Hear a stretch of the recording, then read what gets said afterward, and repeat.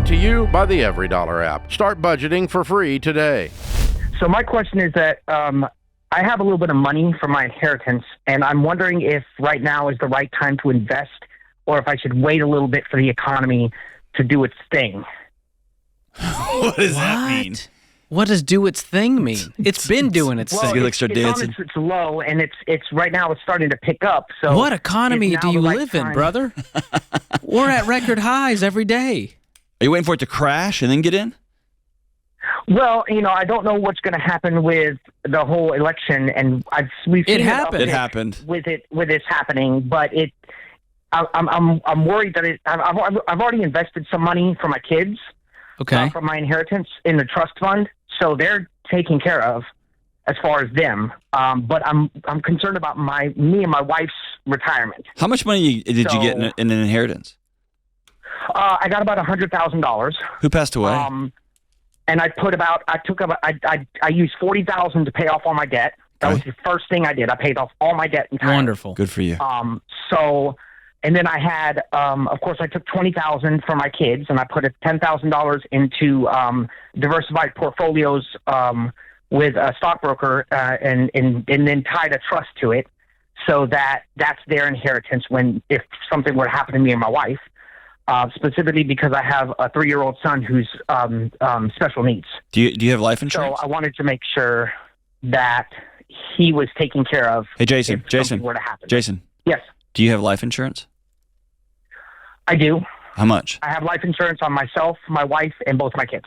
Okay. Why do you need life insurance on your kids? Just in case. I mean, something happens to them. I mean, it's never a bad idea. That my mother had life insurance on me because both of my brothers passed away. Mm-hmm. One when he was 6 and one when he was 25. Okay. And it hit my family hard financially. So my mother took life insurance out on me in case something were to happen to me. That way the funeral could be paid for. You've had a lot hit you in your lifetime. A lot of trauma. And I'm the last of my family. So my father, my mother died October 1st, and that's how I got my inheritance. I'm sorry, brother. But here's the deal. You've been making a lot of decisions out of fear. I can tell there's a lot of anxiousness about, but what if it's not enough, and what I need to take care of it. And I want you to just breathe. Exhale, homie. Slow down. You're going to be okay. Yeah. You are so far beyond what most people couldn't even spell the word trust. And you've got it set up for your kids already. So let me just give you some facts to let you breathe when it comes to the economy. Under President Trump's last presidency, the stock market was up 53%. 3.5 years into his presidency, it was up 53%. Under Joe Biden's presidency, 3.5 years in, it was up 50%. So basic math says over a 7-year period, the stock market went up 103%. It doubled. Correct? Mm-hmm. Right. And I'm not a guru. I don't have a crystal ball. My guess is we're going to see the same thing happen over the next 7 years. We're going to see about 100% return. And I think it's going to go half. I think it's going to be worse than that. And you know what? What's fun about this is you still win. It doesn't matter. Like me sitting here trying to predict it, George. We don't time the market. And that's what you're trying to do right now is go, well, I want to wait till the right time. I want to wait for a crash to invest. I wouldn't wait. I would invest now.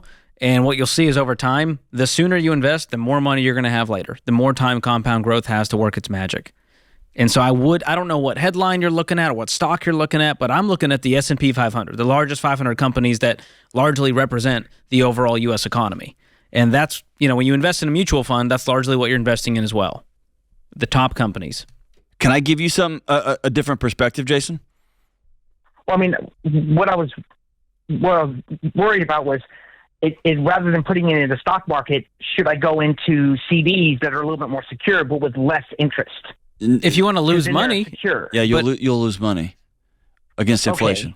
Okay. Let me. Can I throw something else at you, Jason? Something totally different. Mm-hmm. You got $100,000 and you paid $40,000 of your debt off, which left you with $60,000. You took $20,000 and created a trust for your kids, especially a special needs trust for your 3-year-old, right? Mm-hmm. So that leaves you with $40,000. Do you and your wife have a house? Our house was a gift from my father-in-law. It's paid off. Okay, so you have a paid-off home. Yes. You have an emergency fund. You have an emergency fund where you No, are now your own bank? I don't. No, we only make about $37,000 a year because I'm a stay-at-home dad. I'm a caregiver for my son. Well, listen to me. So I don't really work. You now have $40,000. I want you to put it in a high-yield savings account. And now you have 6 months. If anything ever happens, you've got 6 months of taxes, bills, groceries in an account that you never have to borrow money again. And I want you to look at what you're actually solving for. What you are trying to solve for is you're trying to look at a crystal ball and see what's going to happen in 35 years because you're still in the backdraft of the pain of losing your mom, of losing your brothers, losing your dad. The one thing you have never had in your home is peace. And instead of trying to solve for the next calamity coming, which, by the way, they're going to keep coming, that's just life and it sucks, it is. I want you to solve for peace so that when those things come, you don't have a care in the world. You can just focus on being sad, on grieving. Because right now you are in a financial position that very, very few Americans are in. And that is, you don't owe anybody anything. You have a paid-for house. You now have 6 to 8 months of cash in the bank that's just yours. Period. Nobody can take your house away. Nobody can take food off your table. You see what kind of position you're in? Right. That is peace, homie. I would solve for peace. And your main breadwinner in your house makes $37,000. That's not going to be enough money over the long term. You're going to have to figure that out. But right now, y'all are safe. Okay? Do you get what I'm getting at? Yeah. I would not invest any of this extra money. That's just me. Is the main breadwinner isn't making enough. And I run my own small business selling stuff at farmers markets to try to make extra money. But in 3.5 years, I only make about $10,000 a year. Okay, so let's quit that job. Anything. That's literally just dumping it into the company. I don't even pay myself. Yeah, so it's been a hobby, and we're going to stop that now. You're tired. I can hear it on you. You're exhausted. You're playing whack-a-mole with the next anxious thing that pops up. Let's just stop. Let's just stop putting quarters in the machine and quit playing. Does that sound? You hear my voice? Does that sound good? I mean, yeah. I do a lot. I know. I mean, be honest with you, I haven't grieved for my mother because I know you I have too much to do. I know you I have too much to do. I know, but here's the thing: your body's grieving whether you stop and do it or not.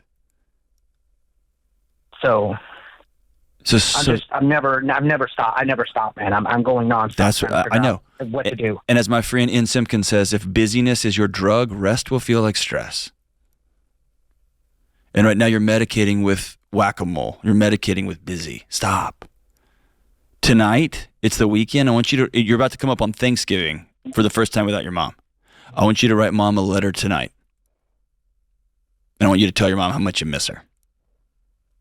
And I want you to tell your mom in that letter what kind of dad you're going to be, what kind of provider you're going to be, and how you're going to give peace to her grandkids that she'll never get to meet.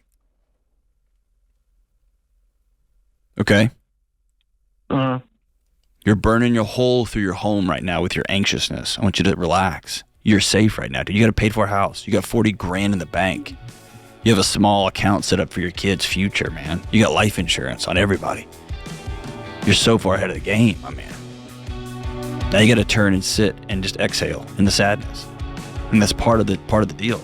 We got to make Jason well again, and then this whole thing will take care of itself. And then we'll have to deal with the money. We'll have to deal with how are we gonna we don't make enough money to eat, and what job am I gonna do? Am I gonna go back to school? We can figure all that out. But right now we're gonna exhale. We're safe. We're gonna grieve mom. And then when the new year rolls around, we're gonna figure out what comes next for our family.